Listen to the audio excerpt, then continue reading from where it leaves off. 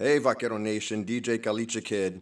Just a quick reminder, the views expressed on RGV Community Health Hour are for informational purposes only and do not constitute medical advice. Be sure to consult your primary care provider for all your health care needs. Today, we don't have a guest in the studio, but I am going to talk a little bit about some things we have going on in the department like we usually do, and some other topics not so much related to science, but still involving the community, so be sure to stay tuned. All right, everyone.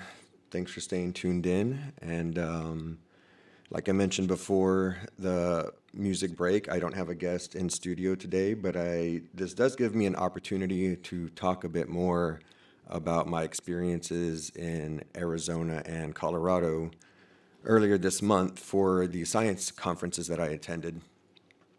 So last week, Dr. Jacob Galan was my guest, and we talked a bit about various things from the conference, and of course, our PhD program that we're always promoting, and our organization, GRASS, the Genetics Research Association of Scientific Scholars.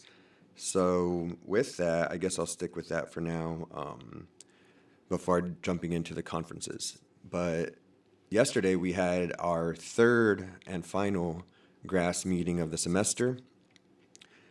Basically, we're just doing a journal club right now. We are in the process of making it an official student organization and are basically at the finish line. So look for GRASS and VLink as a student org for spring semester.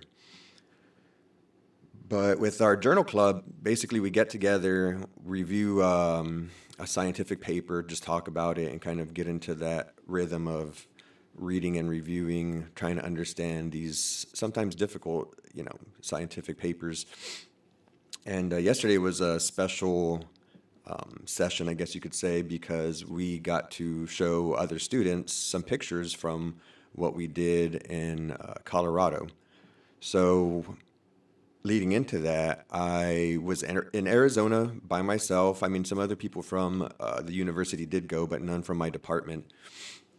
And so I did connect with others from UT-RGV while there in Arizona, which ended up being a good time. I spent time with the grad program recruiter and helped, spend time at her booth for UT-RGV, talking to students about our PhD in human genetics program, giving them my insight and experience, just talking about the work that I do and the various projects we have here in the department, and just letting them know that it's a great opportunity and how we have our own MRI machine for research.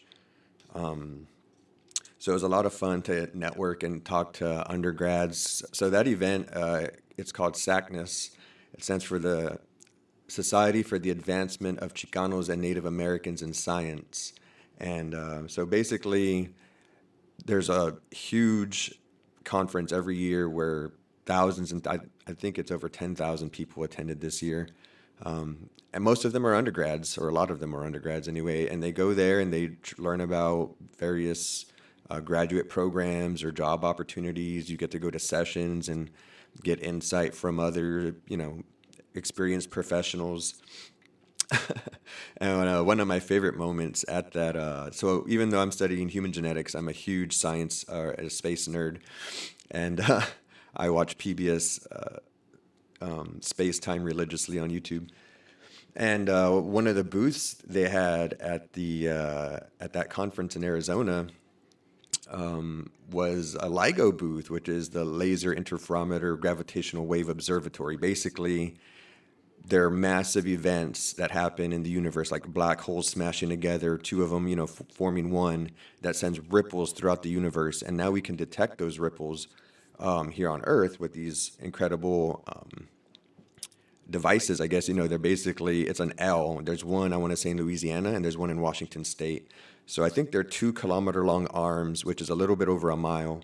And so these giant arms just have laser beams that shoot down them, and whenever these gravitational waves come through Earth, it basically distorts that laser beam, and we can basically tell whenever we get hit with a wave. And we're basically constantly being compressed and expanded all the time because of these gravitational waves. It's just so minute we can't feel it.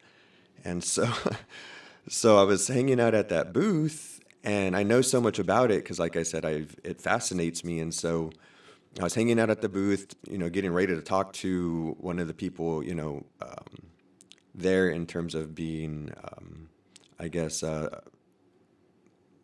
what's the word I'm looking for? Like the host of the booth. And but there was an undergrad there, and he was asking questions to the host, and I was answering them. I was just like, "Oh," and I was just so enthusiastic about it. It was so funny. I think I kind of freaked out the host a little bit in terms of like how much I knew. And then the cool part about that was later on, I think it was the next day actually, I went to a session that was hosted by National Geographic, where they had people come and just talk about their experiences working for Nat Geo and basically being a science communicator. And that's why I went to that session, because that's essentially what I do here, right? I try to do science communication in a way that's,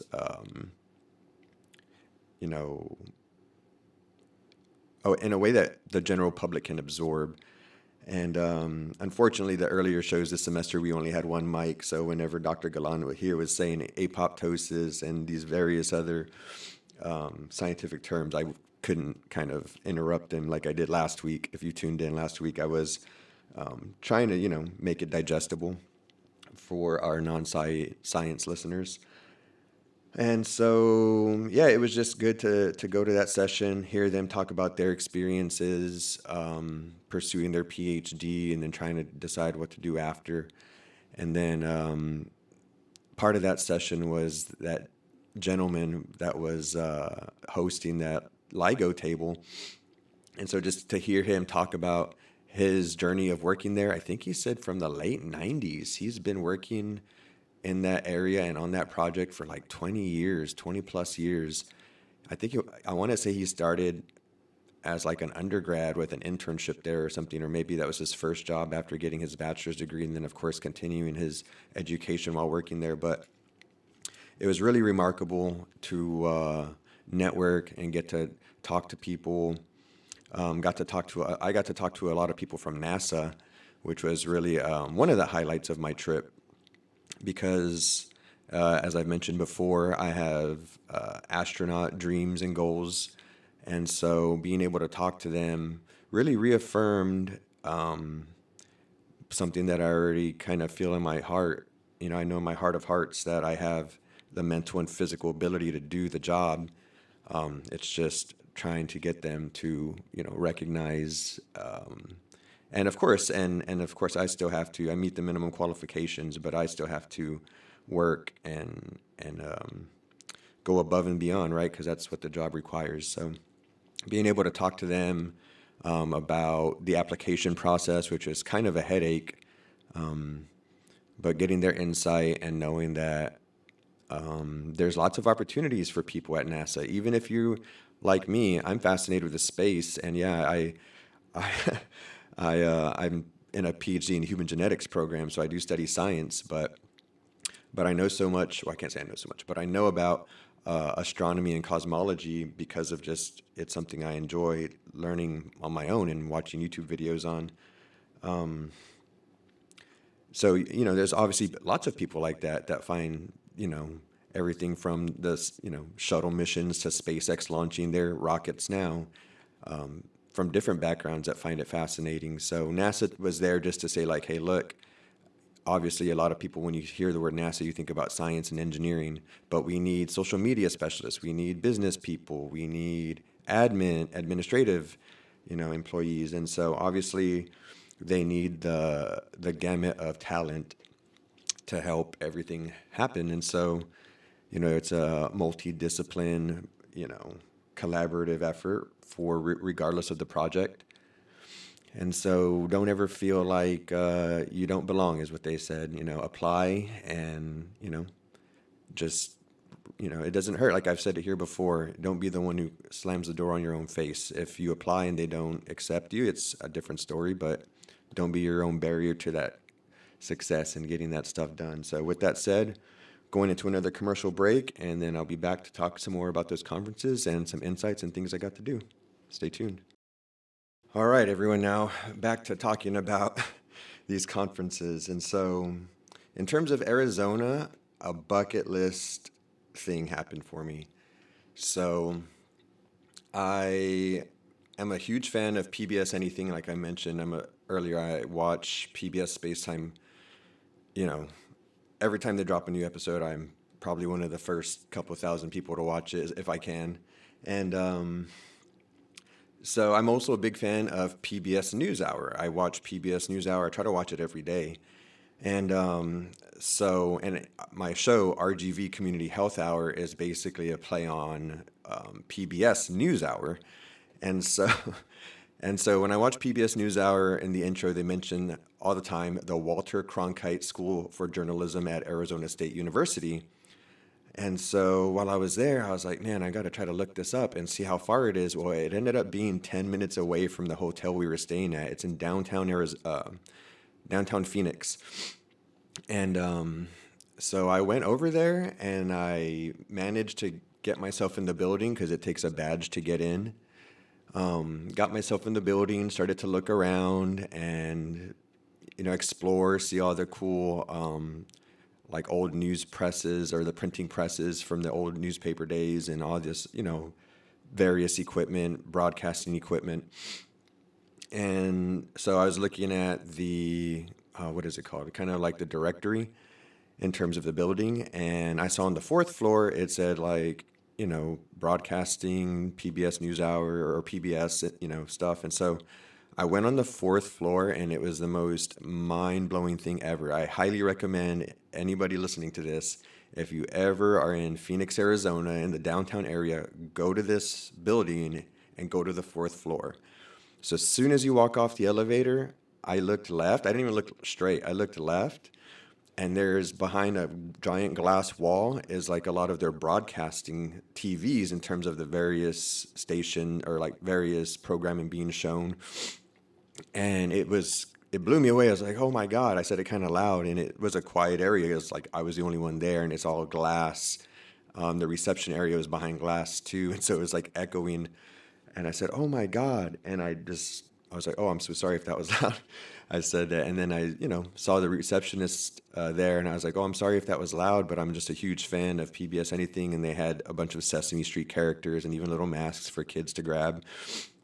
And I was just like fanboying, going crazy, and I asked her, do people get to walk up? Do people come up here for tours?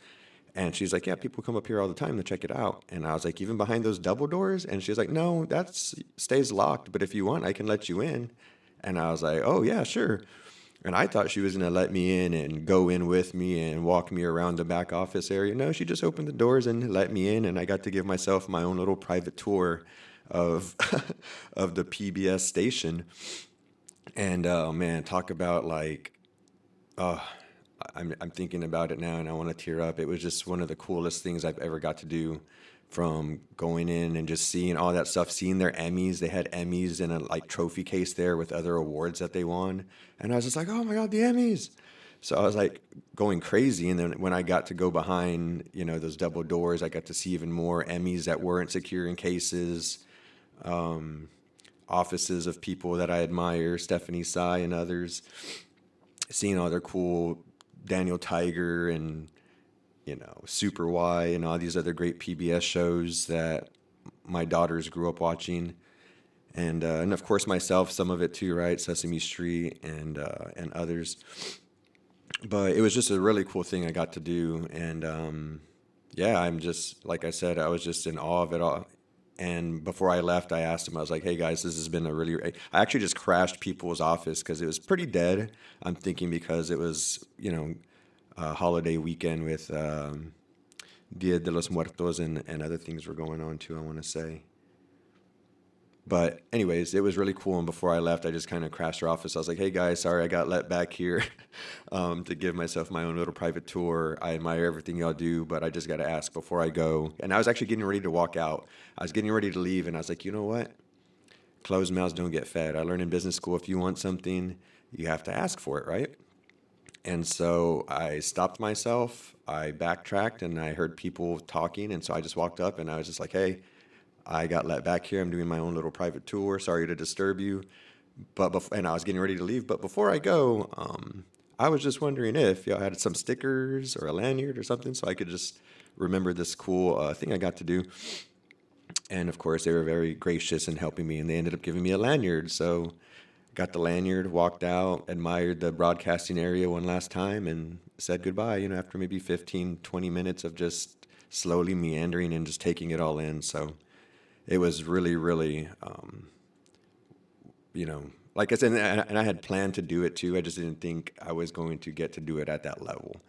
And so it was beyond what I could have ever have hoped. And I want to say thank you to those who let me in. And I don't know any of their names, and I know they'll probably never hear this, but thank you all. Y'all are all so great and gracious for letting me go in and do that little private tour. So with that said, we're going to take another radio break here soon, and then come back and talk to y'all about our Denver trip. So stay tuned. All right. And so to talk a little bit about our trip to Denver, Dr. Galan and I did speak quite a bit about it on last week's show.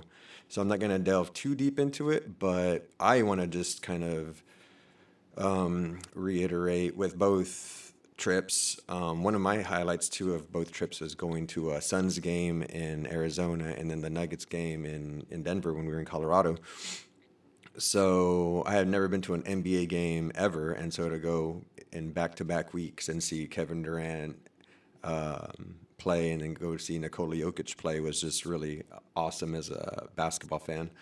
So I got to do cool things on, obviously in the evening when the games are on and a lot of the events have passed for the day.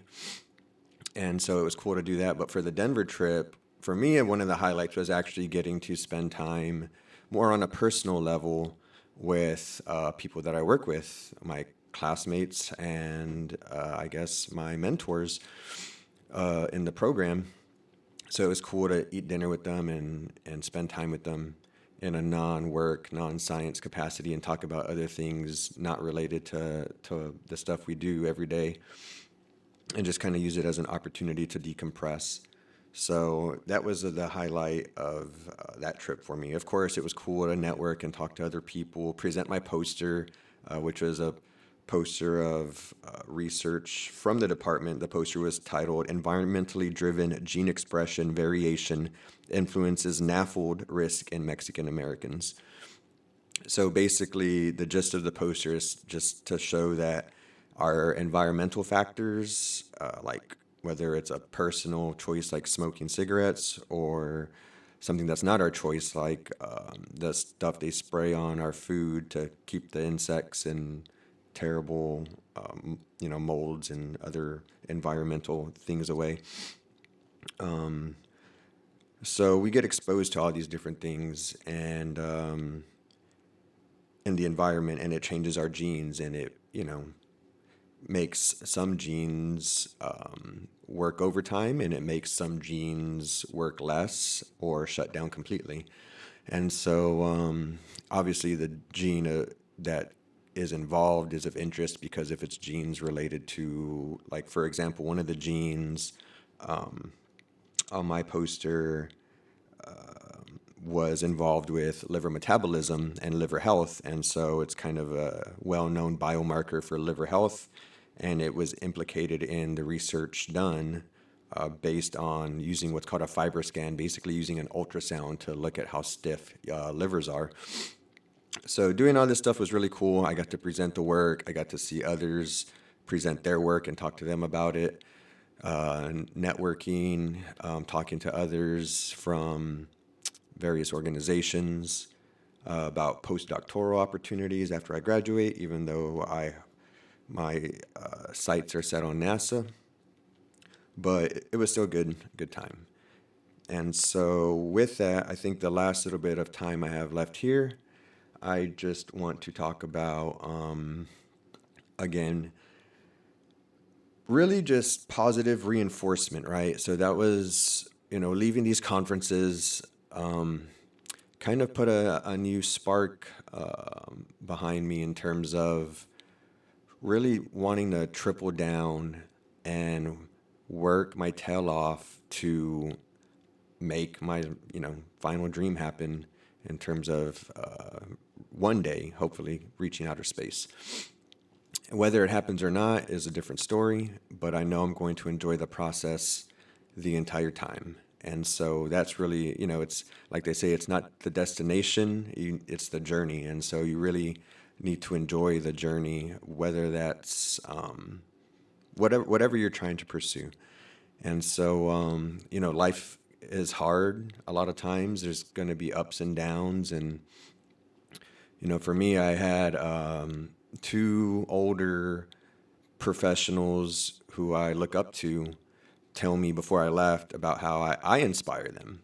And it kind of took me by surprise because I don't know if I've mentioned this here before, but I wrote a book. And so they read my book, and it's mostly a memoir. It's a memoir, and it's mostly about my service in the military.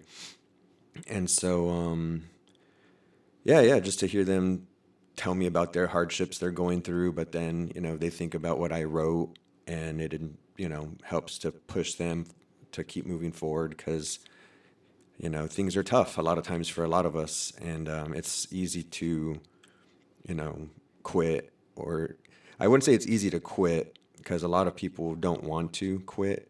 They just, life sometimes just throws us a curveball, and we have to, dodge it for a little bit until we can focus on what we need to focus on to achieve our goals. And one example of that for me is having to serve in the military and use my GI Bill to go to school and not have to worry about like, hey, how am I going to pay my bills and how am I going to pay this tuition and or things like that.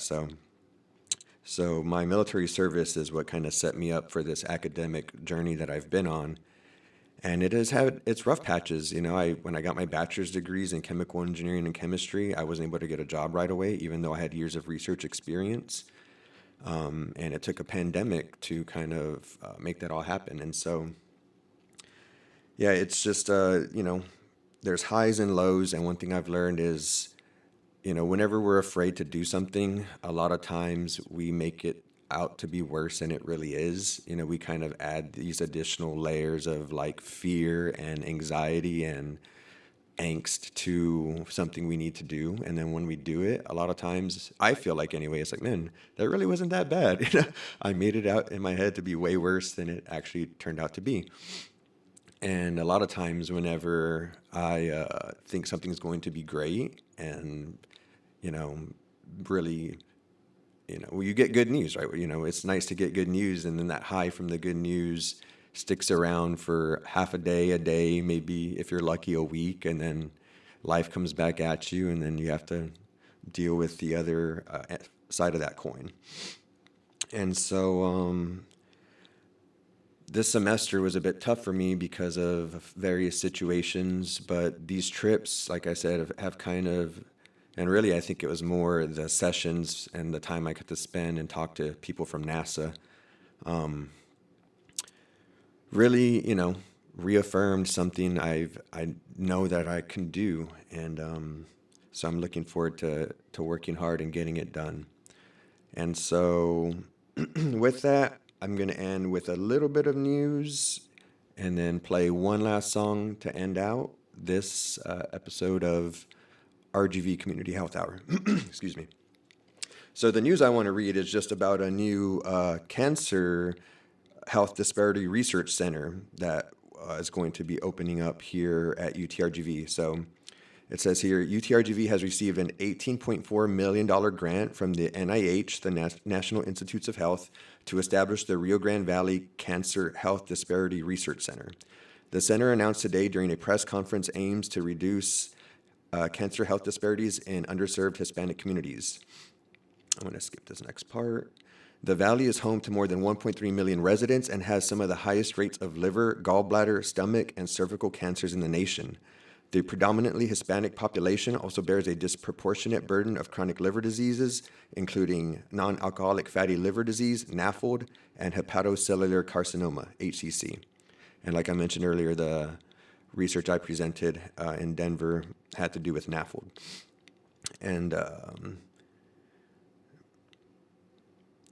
triple focus. The center will conduct 3 major research projects focused on cancer health disparities in the Valley: cervical cancer research, liver cancer research, and social behavioral interventions. So this article is from last month. If you're interested in reading more, I'd highly recommend going and checking it out, because it seems like another amazing thing UTRGV is setting up in terms of serving our community and the health crisis happening down here. So, like I said, with that, check it out, get involved. Hopefully I can get some of these cancer researchers on, probably not next week, but hopefully next semester, to come and talk about the center and the stuff they hope to do. So thanks for tuning in, everyone. Gonna put y'all out to some Rick James, a commercial, and then the end of my show. So thanks for tuning in. Until next week, DJ Kalicha Kid, signing off.